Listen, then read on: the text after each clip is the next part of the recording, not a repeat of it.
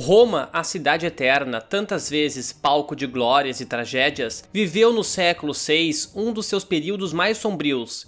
Em meio à devastadora Guerra Gótica, quando o Império Bizantino de Justiniano tentava recuperar a Itália do domínio dos ostrogodos, a antiga capital do mundo romano tornou-se alvo de repetidos cercos, fome e abandono. Em dezembro de 546, sob o comando implacável do rei ostrogodo Totila, Roma foi saqueada de forma brutal, um golpe que simbolizou não apenas a fragilidade da cidade, mas também o lento desmoronar de um império. Mas a tragédia não terminava ali. Alguns anos depois, entre 549 e 550, Totila retornaria novamente assediando e pilhando uma cidade já enfraquecida, que mal conseguia se reerguer da primeira devastação. Esses dois eventos sucessivos não foram apenas episódios de violência, eles revelaram o colapso do poder imperial no Ocidente e o início de uma nova ordem, marcada pela luta entre bizantinos e godos. Após anos de guerra devastadora entre o Império Bizantino e o Reino Ostrogodo, o rei Totila decidiu que Roma,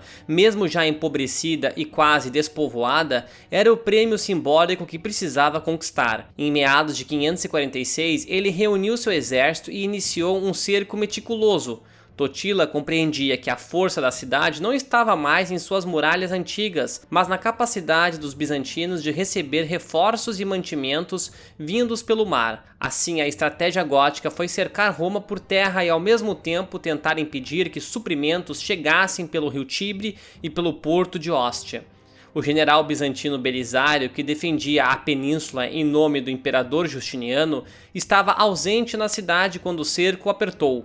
O comando das forças ficou com um contingente relativamente pequeno, composto por soldados imperiais e milicianos locais. Totila, conhecendo a fragilidade da guarnição, preferiu desgastar o inimigo. Cortou as rotas de abastecimento, bloqueou estradas, destruiu plantações nos arredores e impôs um bloqueio que rapidamente mergulhou os habitantes de Roma em fome extrema. As crônicas da época descrevem um quadro de desespero. A população, reduzida a talvez 30 mil pessoas, chegou a comer ervas, cascas de árvores e até ratos para sobreviver. Epidemias se espalharam.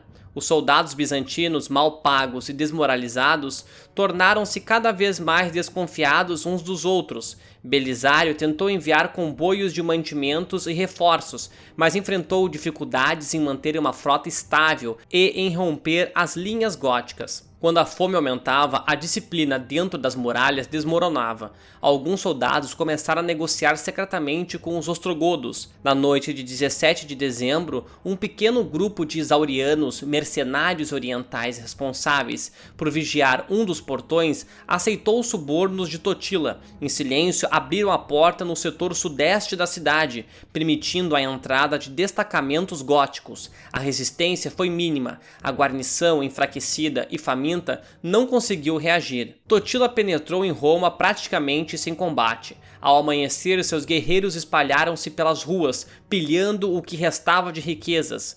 Muitos habitantes foram mortos ou feitos prisioneiros, e os que conseguiram fugir dispersaram-se pelos campos vizinhos. Totila chegou a considerar a destruição total da cidade, um gesto que teria apagado Roma do mapa, mas acabou dissuadido por seus conselheiros, que argumentaram que a posse de uma cidade intacta seria mais valioso politicamente. Mesmo poupando as estruturas, Totila ordenou a deportação em massa da população sobrevivente. Roma foi esvaziada, transformando-se em um espectro de si mesma, um conjunto de ruínas silenciosas, com templos e basílicas grandiosas, mas sem vida. O rei godo então partiu, deixando apenas uma pequena guarnição para simbolizar seu domínio. Quando Belisário finalmente conseguiu reocupar a cidade meses depois, encontrou ruas desertas, campos abandonados e um clima de morte que impressionou até mesmo os soldados mais veteranos. Esse saque de 546, marcado mais pela fome e pela traição do que por combates abertos, representou um dos momentos mais dramáticos da Guerra Gótica. A queda de Roma em 546 produziu efeitos prolongados e de longo alcance. A antiga capital imperial, já fragilizada por décadas de guerras e declínio econômico, saiu do episódio praticamente despovoada. A deportação ordenada por Totila transformou a cidade em um imenso vazio de pedra, sem a vitalidade comercial ou a autoridade administrativa que por séculos haviam sustentado seu prestígio. As redes de abastecimento rural que restavam se romperam de vez e muitos proprietários abandonaram suas terras, gerando uma crise agrária em torno do Lácio. Politicamente, o saque representou um abalo para o imperador Justiniano. Seu grande projeto de restaurar o Império Romano no Ocidente sofreu um duro golpe. A propaganda de Constantinopla, que exaltava as vitórias de Belisário, foi apagada pela notícia de que a própria Roma, símbolo máximo da antiga glória, havia sido tomada quase sem resistência. A moral das tropas bizantinas despencou. As cidades italianas, antes leais, passaram a duvidar da capacidade imperial de protegê-las. Totila, por sua vez, emergiu como um líder carismático, estrategista e capaz de desafiar o poder mediterrâneo oriental. No plano religioso, a captura abalou a influência da Sé romana. O Papa Vigílio, que se encontrava em Constantinopla, não pôde retornar, deixando a igreja local sem liderança firme. Isso ampliou a sensação de abandono e fomentou divisões internas, enfraquecendo ainda mais a identidade da cidade. Contudo, a vitória de Totila não garantiu estabilidade. A decisão de esvaziar Roma, embora estratégica a curto prazo, dificultou a manutenção do controle. Sem população para sustentar a guarnição, a cidade tornou-se vulnerável. Poucos meses depois, Belisário reocupou o que restava, reforçando as muralhas e tentando restaurar alguma vida urbana. Roma, porém, era agora um alvo recorrente, um troféu que nenhum dos lados estava disposto a perder. Essa instabilidade abriu caminho para novos confrontos. Quando Totila reorganizou seu exército e consolidou apoio em outras regiões da Itália, preparou-se para um retorno ainda mais audacioso. Depois de reorganizar seu poder na Península Itálica, Totila decidiu que a posse definitiva de Roma era essencial para afirmar a legitimidade do reino ostrogodo.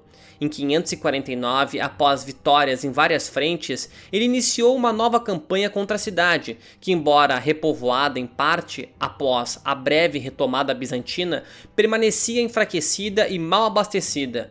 O rei Godo contava agora com um exército mais disciplinado e um plano de longo alcance para minar a resistência imperial. Diferente do assalto de 546, Totila optou por um bloqueio paciente. Suas forças ocuparam rotas estratégicas ao redor do Tibre e do porto de Ostia, cortando os canais de suprimento vindos do mar.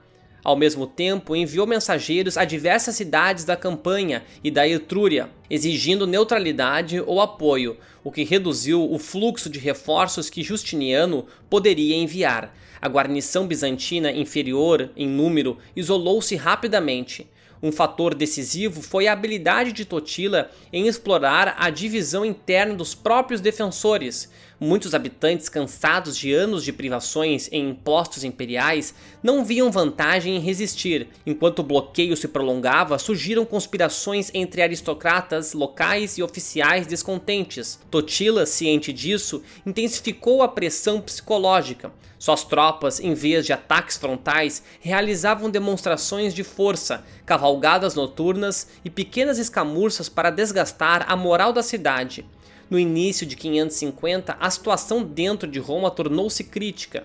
Faltavam alimentos e havia crescente desconfiança entre soldados e civis. Foi nesse ambiente de medo que um grupo de sentinelas, provavelmente subornado ou convencido a colaborar, permitiu a entrada dos ostrogodos por um acesso secundário próximo ao Monte Pinciano. A captura ocorreu de forma súbita, antes que a guarnição pudesse organizar uma defesa. Desta vez, Totila entrou como soberano, não como um simples saqueador. Proclamou anistia para os que aceitassem sua autoridade, proibiu represálias indiscriminadas e anunciou medidas para reativar a vida urbana. Mandou reparar arquedutos, restaurar trechos das muralhas e reabrir mercados, buscando transformar Roma em capital efetiva de seu reino. Para reforçar a legitimidade, promoveu jogos e espetáculos, ecoando antigas tradições imperiais. Numa tentativa de conquistar tanto a aristocracia romana quanto à população comum. O controle gótico perdurou por vários anos, tornando a cidade o principal centro político ostrogodo